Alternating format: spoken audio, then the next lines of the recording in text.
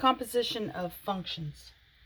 So when we take two functions and make a composition, what we're doing is we're taking one function and causing it to be the input of the other function. So right here, we see that g of x is the input for f of x. And this is the definition. This is how we use, or the notation. Here it's the reverse. F of x has become the input for g of x, and this is the notation. So the function that is receiving the input is listed first, and the way I just remember it is it's the same order. When you write it here in the notation, you just write it, the f comes first here, so the f is going to come first here, and that's how I remember it. Let's do some examples. So here we're going to take f of x, which is x squared, and compose it with g of x, which is 3x squared minus 1. So first I'm going to take f composed with g of x, and remember that's f of g of x. So I'm going to take g of x and make it the input for f.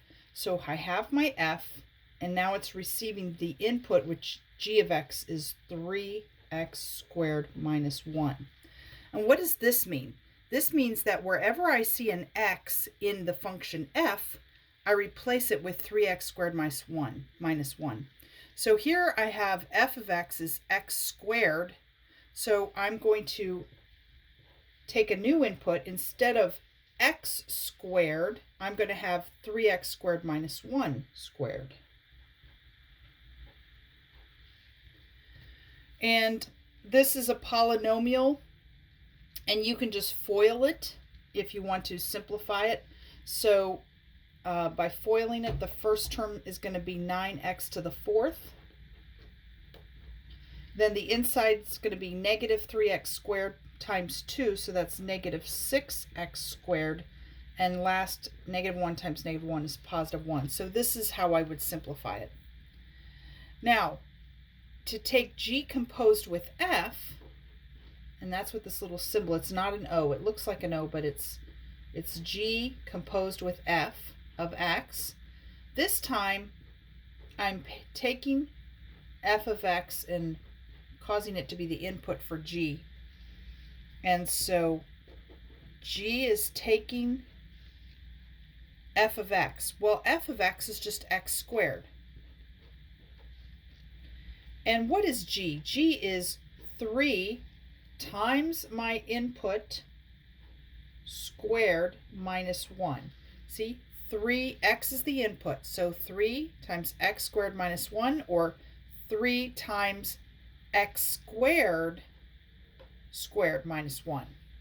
So here x is the input, but because we're taking f of x now as the input for g, we just take the x and replace it with x squared. And this simplifies as 3x to the 4th minus 1. In this example, we're going to find f composed with g of x. That's f of g of x. G of x is the input. And so I'm taking f of 2x plus 5. I'm taking g and putting it in for f. But what is f? F is 1 over x. X is the input here. But now 2x plus 5 is going to be the input. So since f is 1 divided by the input, instead of x being in here, I'm going to put 2x plus 5.